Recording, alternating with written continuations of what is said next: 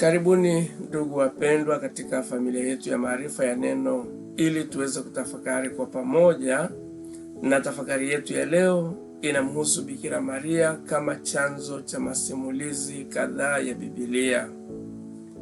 Bikira Maria kama chanzo cha masimulizi kadhaa ya Biblia au ya Injili.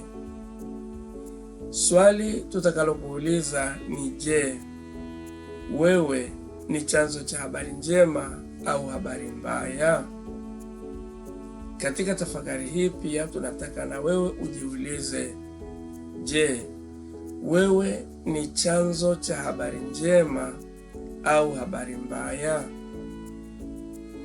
Ukisoma Injili kama ilivyoandikwa na Luka, Mathayo, Marko na Yohana, utaona kwamba sehemu kubwa ya Injili imeandikwa kimasimulizi. Masimulizi haya yalisimuliwa na wale waliokuwa na taarifa ya kwanza, yakasimuliwa kutoka kwa mtu mmoja hadi mwingine na kutoka kizazi kimoja kwenda kingine. Sasa basi, je, unajua kwamba Bikira Maria alihusika kwa kiwango kikubwa katika masimulizi haya ya Injili? Bikira Maria alihusika kwa kiwango kikubwa katika masimulizi ya Injili ambayo tunaisoma leo hii. Hakika ukiangalia masimulizi kadhaa ya Injili utagundua kwamba Bikira Maria ndiye aliyehusika kama chanzo cha masimulizi hayo. Ni Mama Maria kwa mfano, ambaye ndiye tu aliyeweza kuelezea kwa kina matukio muhimu kuhusu kuzaliwa kwa Bwana wetu Yesu Kristo. Tujaribu kujiuliza, hivi ni nani aliyesimulia jinsi malaika Gabrieli alivyokutana na Mama Bikira Maria na mazungumzo yao yalivyoenda, isipokuwa Mama Maria mwenyewe? Na hii ni kwa sababu Biblia haisemi kama kulikuwepo na mtu mwingine aliyeshuhudia jambo hilo. Sasa basi, ikiwa kama hapakuwepo na mtu mwingine, ni nani aliyesimulia jambo hili wa kwanza isipokuwa Bikira Maria mwenyewe?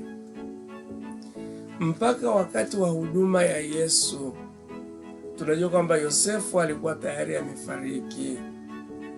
Waandishi wa Injili walipokuwa wanatafuta habari za maisha ya Yesu, hasa kuhusu kuzaliwa kwake, wangepata wapi habari kamili zaidi ya kutafuta ukweli kutoka kwa mama yake, yaani Bikira Maria? Bikira Maria alikuwa ni chanzo cha habari za Bwana wetu Yesu Kristo. Tuseme basi, pengine ni Yesu mwenyewe alitoa masimulizi kuhusu kuzaliwa kwake kwa wanafunzi wake, lakini bado ni Mama Bikira Maria ndiye atakuwa wa kwanza kumsimulia Yesu habari za kuzaliwa kwake na maisha ya Yesu ya utotoni. Ni Mama Maria ambaye ndiye aliyeweza kuelezea masimulizi kuhusu maamuzi yake ya kumtembelea umbu lake Elizabeti baada ya kupashwa habari. Ni yeye ndiye aliyejua kilichotokea katika mazungumzo kati yake na Elizabeth wakati alipomtembelea. Ni yeye ndiye aliyesimulia jinsi wachunga kondoo walipokuja kumwona Yesu alipozaliwa baada ya kutaarifiwa na malaika.